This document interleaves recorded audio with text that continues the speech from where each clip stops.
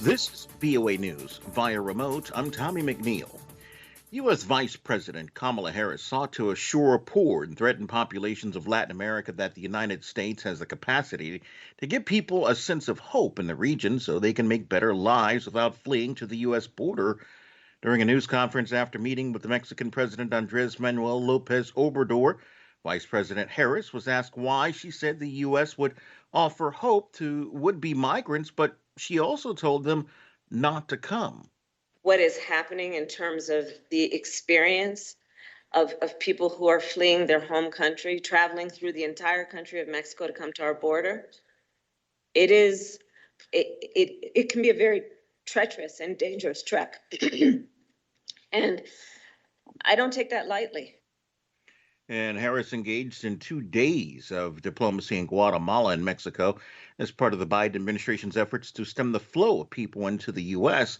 She met with Guatemala and Mexico's presidents to discuss economic investments and increase enforcement against trafficking, smuggling, and corruption.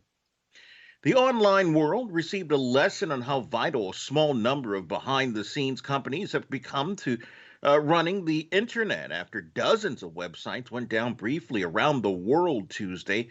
That includes CNN, the New York Times, and Britain's government homepage after an outage at the cloud computing service Fastly, illustrating how vital a small number of behind-the-scenes companies have become to running the internet. The sites that could not be reached also included some Amazon pages, Financial Times, Reddit, Twitch, and The Guardian.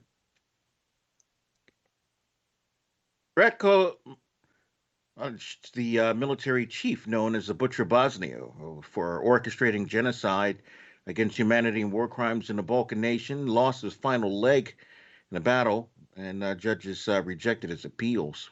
This is VOA News.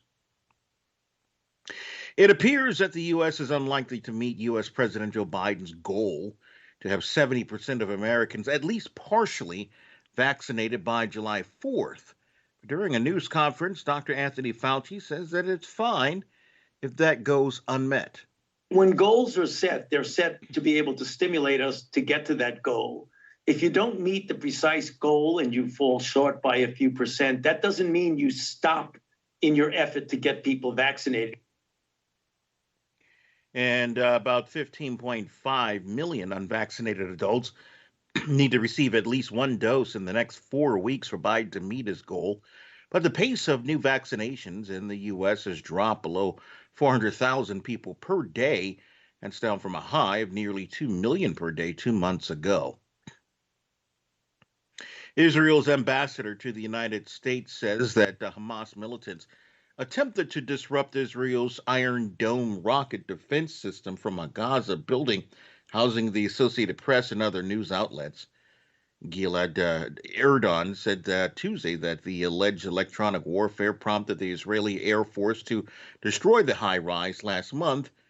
Says that he delivered the assessment to AP executives at the agency's New York headquarters Monday. AP says the talks were positive, but it still has not seen any evidence to support the Israeli claim. French President Emmanuel Macron denounced violence and stupidity after he was slapped in the face Tuesday by a man during a visit to a small town in southeastern France.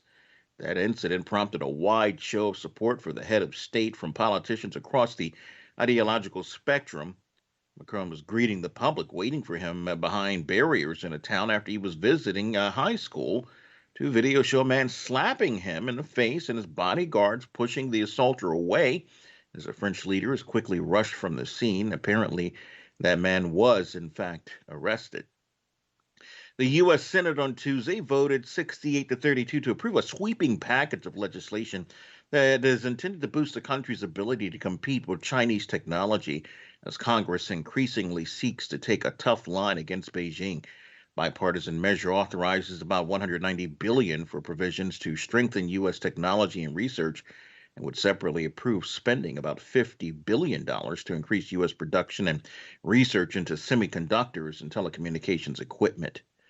It still must be passed by the House of Representatives to be sent to the White House for the president to sign. Via remote, I'm Tommy McNeil, VOA News.